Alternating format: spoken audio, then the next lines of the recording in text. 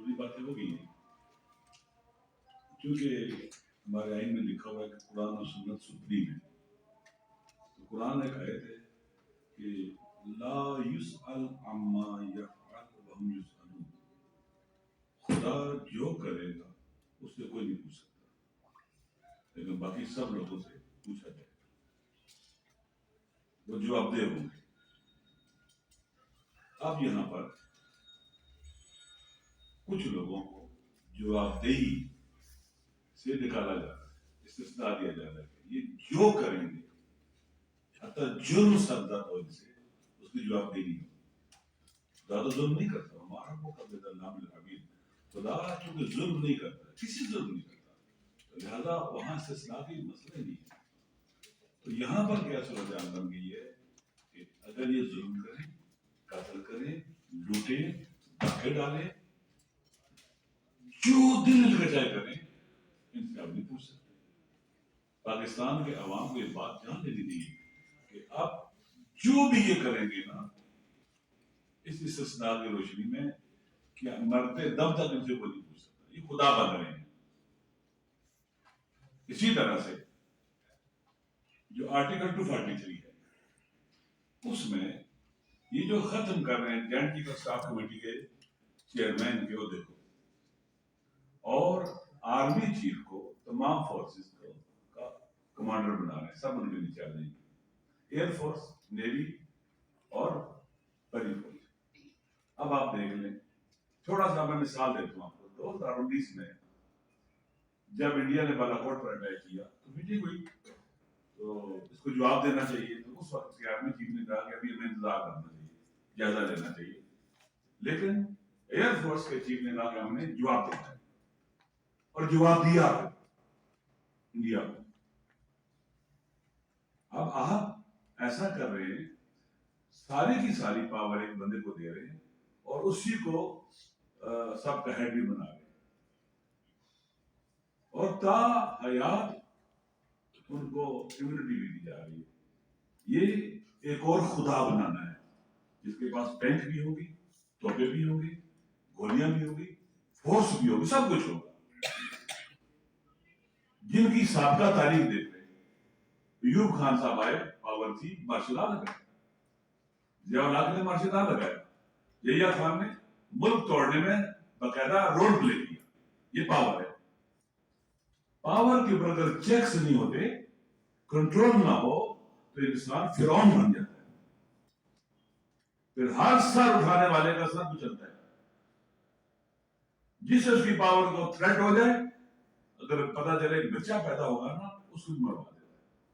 ہمارا ملک فاشزم کی طرف جا رہا ہے، فاشسٹ سسٹم حاکم ہو رہا ہے ہمارے ملک کے اوپر. آئین مر چکا ہے.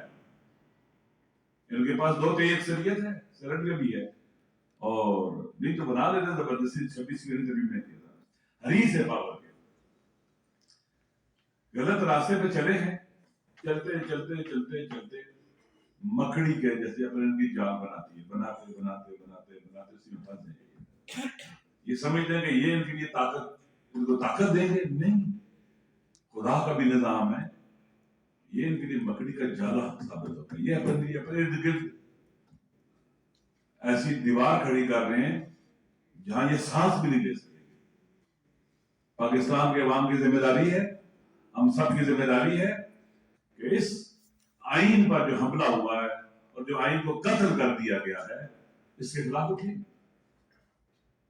نہیں تو اس پاکستان کو اکٹھا رکھنے والی کوئی چیز باقی بچے گی. پہلا حملہ کب ہوا؟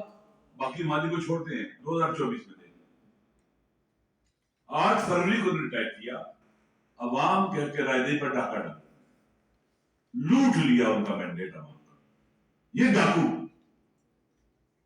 اور آپ جانتے ہیں کہ سیاستدان تنہا ڈاکہ نہیں مار سکتے.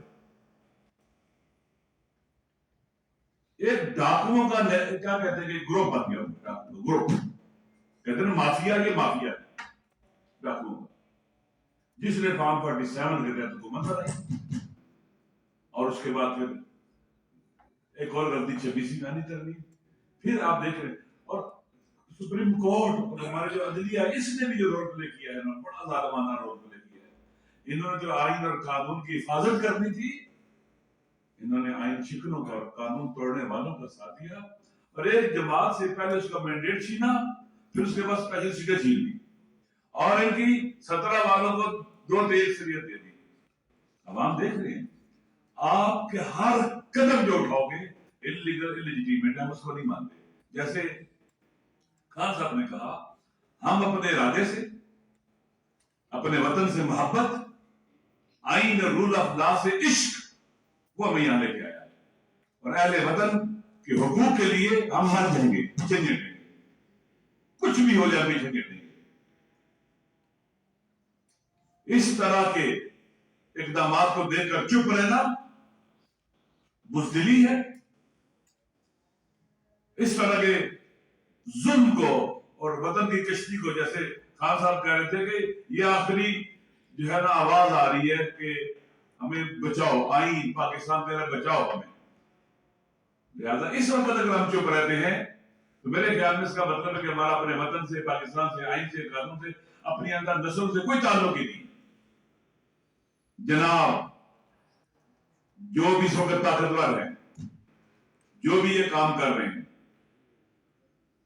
فورسز اس آئینی تبدیلی سے آپ کی فورسز ڈیڈلی ڈیمیج ہوں گی اور کچھ کرنے کے قابل نہیں رہے گی. دیکھتے نا آپ کو پتا ہے فورسز کے اندر کیا ہوتا ہے آپس میں بالآخر وہ اپنے آپ کو سمجھے کہ ایئر فورس اپنے آپ کو سمجھے کہ ہم ہیں نیوی والے اپنے آپ کو سمجھتے ہیں کوئی ہم بھی کچھ ہیں. آپس میں رائولری بھی ہوتی ہے اور مسائل بھی ہوتے ہیں. آپ کو پتہ ہی ہے کہ کس طرح سے آپ ان کو بڑی فوج کو مسلط کر دیں گے. پہلے کم از کم ایک توازن تھا. آپ نے غلط کیا کیا ہوا تھا joint chief of staff committee کے چیئرمین کے عہدے کو ویک رکھا ہوا تھا سمبولک کر دیا ہوا تھا.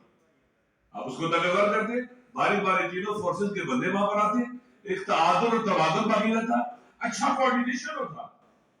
یہ کیا کیا جا رہا ہے ہر چیز تباہ کر دی ہے. پارلیمنٹ کو بھی تباہ کر دیا آپ نے عدلیہ کو بھی تباہ کر دیا. اب جس ادارے نے پاکستان کی سرحدوں کی حفاظت کرنی تھی آپ اس کو بھی کہاں لے کے جا رہے ہیں. اندرونی مشکلات کھڑی ہو رہی ہیں ان کے اندر. ہمیں ہمدردی ہے اپنے وطن سے. یہ راستہ ہی غلط ہے یہ راہ نہیں ہے یہ گم راہی ہے راہ گم کر بیٹھنا اور سرگرداں ہونا. 2024 میں 8 فروری کی رات جو راستہ گم کیا یہ سرگرداں ہے یہ سرگرداں گم راہ ہے یعنی راہ گم کیے ہوئے. اور یہ جو راہ گم کیے ہوئے کہاں جا رہا ہے کہاں پہنچتا ہے وہ جہاں جا رہا ہے سرگرداں انسان. یہ سرگردانی ملک کو تباہی بربادی کرنے کی جا رہی ہے انشاءاللہ العزیز اور ہم ان کا مقابلہ کریں گے بھرپور مقابلہ کریں گے. اس سیاہ 27ویں آئینی ترمیم کو پاکستان کی متنازع ترین بدنام زبانہ ترین جو آئینی ترمیم ہے ہم اس کا مقابلہ کریں گے. اپنے عوام سے یہ عہد کرتے ہیں وعدہ کرتے ہیں جتنا ہم کر سکتے ہیں اتنا ضرور کریں گے اس سے زیادہ کی بھی کوشش کریں گے انشاءاللہ. اس کا راستہ